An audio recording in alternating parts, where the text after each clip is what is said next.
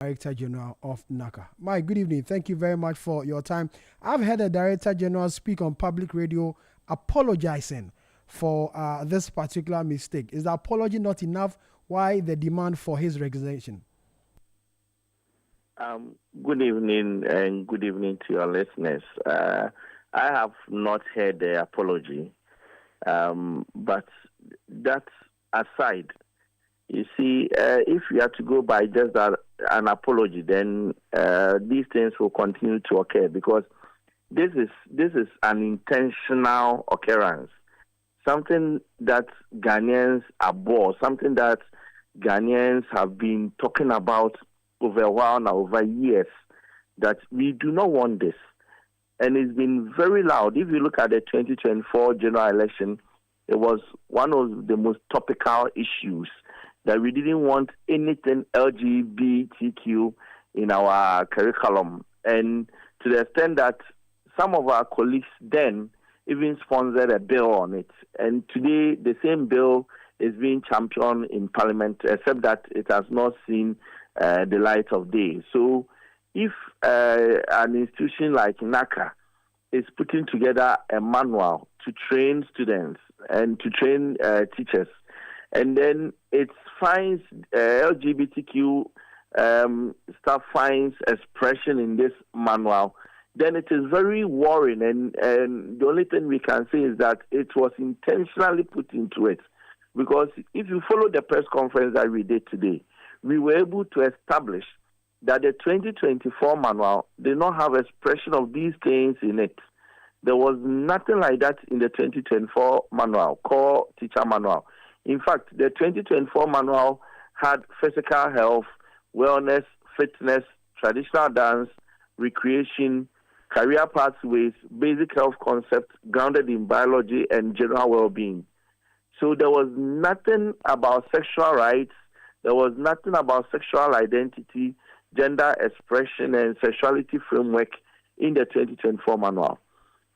The question is, how did all these issues, the definition of sexuality, sexual orientation, gender expression, sexual rights, find its way in the current manual that has been developed and distributed? And the fact that it has even been printed in hard copy and distributed to these teachers. These are the worrying questions that we are asking. And we cannot stand for the Director General to just come and apologize and then go scot-free. That's why we've asked for a parliamentary inquiry to determine how these things were developed and how these issues found expression in the books, as well as the Director General stepping aside so that we can have a transparent inquiry, and also the government brings on stakeholders, the various stakeholders, the teacher unions, the CSOs, the media, etc., so that we can investigate to know the details, the real issues, and how this thing happens, so that it doesn't happen again. But then if you say it's intentional, I'm not sure NaCCA will come out and apologize and even withdraw same, if indeed is intentional as you say.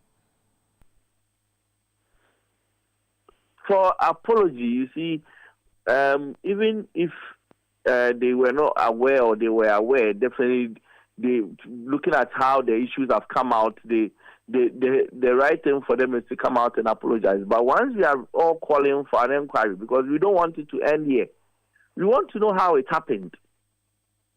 Everybody wants to know how it happened, because something that did not exist is now today it exists. So we want to know who deliberately caused this situation to happen, deliberately caused these things, these issues to find expression in the manual and the training material. So once we are calling for these inquiries, the man cannot sit there. He can't sit there. He has to step aside for the inquiries to continue, so that we get to the bottom of these things. You see, these things are against the sensitivity of Ghanaians. Ghana is a religious country. We cherish our values, our culture, and so on. And generally, every Ghanaian is against this thing. Every Ghanaian. So if you are developing training manuals that teachers will use to teach our children, and then you put these expressions in, which means that the teacher training colleges will also have to use it to train those teachers. Then eventually it goes down and down, and on the blind side of everybody. This is physical education manual that you are finding these things in. Now we have to look at the other manuals for, let's say, science, social studies, and other manuals that have been developed. You have to look through. That's why we are calling on even all the teachers to look through the manuals that have been distributed to them. What kind of expressions are inside?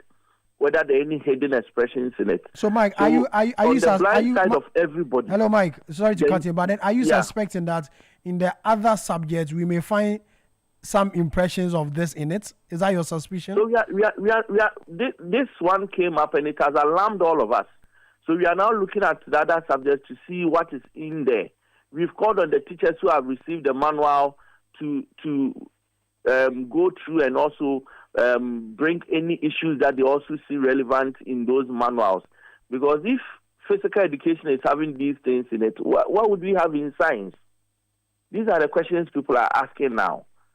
So there has to be an open inquiry, an independent inquiry into some of these things, so that if there's any hidden motive, we can unearth it and seal it before it rears its head or it even gets down and used for on the blind side of parents. Imagine being a parent at home, and then your child goes to school, and you know that based on your principles, based on your religious and cultural values, your understanding about sexuality is male and female, which is definite and well defined. And then your child goes to school and your child is confused. They come home with a lot of confusion in their minds. It looks scary as a parent. It looks very scary. And we believe that we have to get to the bottom of these issues so that it doesn't even rear its head again in this country. And that independent investigation you talk about should come from Parliament? From Parliament. You have called on Parliament, you have called on civil society to voice out. You see, even the fact that if people are quiet, it more or less shows consent. So anybody who is against these things has to voice out. And we believe that once you all voice out, Parliament is doing its part. For instance, today's press conference is an advocacy against these things. And we are all voicing out our disdain against these things. Then it will put pressure on those who have the intent to introduce these things in our curriculum, and it will not happen. This has come on the back of the LGBT bill, which is currently before Parliament. You think it's about time, MPs, as your good self, fast-track the process in getting the bill passed so that at least we don't see these things in our books? Well, of course. You see, if you follow today's press conference, it was one of the key issues that we raised, that in the last session of Parliament, you realize that about more than 33 bills were passed on a certificate of emergency, under certificate of emergency. And quite interestingly, this bill has been hanging, and we reiterated in the press statement that the leader of government business is dragging his feet in introducing the bill on the floor, and we believe that it's about time the bill is reintroduced on the floor and pushed, just as other bills have equally received attention. It should receive equal attention so that once that bill is the bill is approved, then we know that nobody in this country will even ever think about introducing these things. Because I am a Catholic, just like Honorable Vincent Asifo is a Catholic. We have values, and we believe in our traditional values and culture as well. So we do not think that this thing should even have snippets of it should be in any books in our country. Now, the education minister has stated clearly, and I'm sure you heard in the voice clip I played, defining clearly what gender is. You think is not enough? At least he stated what gender is. That should end the conversation, right? No. So I know the Honorable Haruna Idrisu has a strong faith. He's a Muslim and he has a strong faith and a principled person. And I believe that once he has spoken, he will put his foot down. But then it also bemoans on the government, because he is a single person heading that ministry.